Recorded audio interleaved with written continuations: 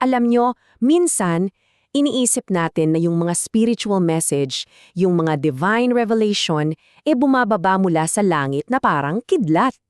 Pero paano kung ang mga mensaheng ito ay nasa mga pinakaordinaryong gawain lang pala, tulad ng pagluluto o paglalaba?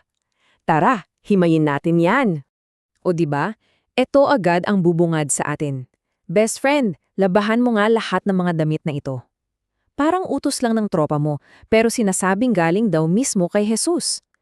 Hindi ito malalim na theology, isa itong gawaing bahay. Pero ano nga ba talaga ang kahulugan sa likod nito?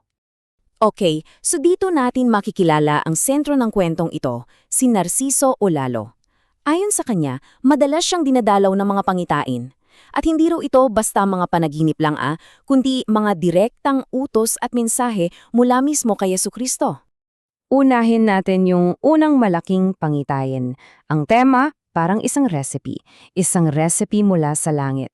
Isang pagkain, hindi para sa tiyan, kundi para sa kaluluha. So sa vision na to, simple lang daw yung utos kay Olalo. Lutuin mo ito at ipakain mo sa mga tao. Mukhang simpleng utos pero syempre hindi ito ordinaryong pagluluto. May mas malalim na misyon sa likod nito. At dito na pumapasok yung himala. Kasi yung parang kakaunting sangkap lang, yung lumpia wrappers, biglang dumami ng dumami. Nagdoble pa raw! So ang pahiwatig dito, malinaw, itong mensahe, itong pagkain ay para sa lahat at hindi ito mauubos. So ano nga ba talaga itong pagkain na to? Well, hindi ito literal na pagkain. Ito pala yung simbolo para sa mga aral at sermon ni Olalo. Yung pagluluto, yun yung paghahanda ng mensahe. At yung pagpapakain, yun yung pag-share niya ng mga aral na to sa mga tao.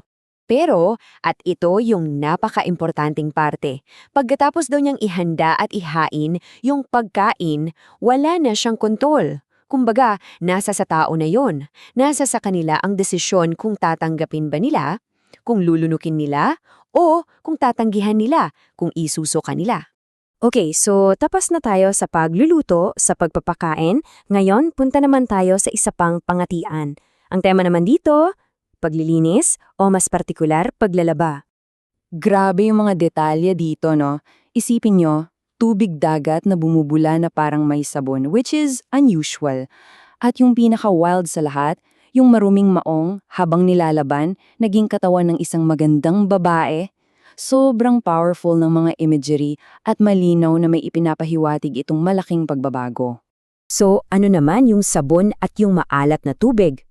Ayon sa paliwanag, sumisimbolo raw yan sa mga salita ni Olalo, mga salitang maalat, yung mga prangko at direktang katotohanan na minsan masakit pakinggan, pero kailangan daw yun para mahugasan at matanggal yung mga maling paniniwala ng isang tao. Kaya naman, yung buong akto ng paglalaba, hindi lang siya tungkol sa damit. Isa siyang malaking metaphor para sa spiritual cleansing. Yung mga maruruming damit, yun yung mga kasalanan at maling akala natin. At kailangan daw yung kuskusin ng maigi hanggang luminis. So mayroon tayong pagluluto at mayroon tayong paglalaba. Paano ba nagkokonekta itong dalawa? Dito na tayo papasok sa isang napaka-importanting konsepto, yung malinaw na pagkakaiba ng trabaho ng isang mensahero at ng isang hukom o ng Diyos. At napakalinaw ng pagkakahati ng mga gawain dito, di ba? Sa isang banda, si Olalo, bilang mensahero, ang trabaho niya ay maghanda at maglinis, magluto ng pagkain, maglaban ng damit, basically, ihatid lang yung mensahe. Pero yung huling desisyon, yung pagbanlaw, yung paghusga, ayon, sa Diyos na lang daw yon. So, ang pinaka-bottom line talaga rito ay ito. Si Olalo Bagito ay isang tagapagdala lang ng mensahe. He's a messenger. Hindi siya ang judge. Ipinapaalala lang nito na ang role niya ay limitado sa paggabay. Yung final say, yung huling hatol, ay nasa mas mataas na kapangyarihan na. Okay, so kung yun ang role ng mensahero, ano naman ang papel ng mga tagasunod? Dito sa huling bahagi, titingnan natin kung ano ba yung mga hinihiling mula sa kanila para daw makamit ang kaligtasan. Ayon sa mga aral, may 3 simpleng hakbang daw na kailangang gawin. Una, pagbabago. Yung pag-amin na baka mali yung mga dati mong paniniwala.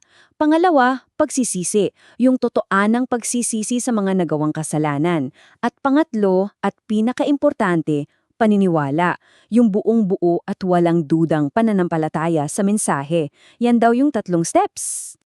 At dito tayo magtatapos. Sa harap ng mga ganitong mensahe na humihingi ng ganap na tiwala, iiwan namin sa inyo ang tanong na ito para pag-isipan.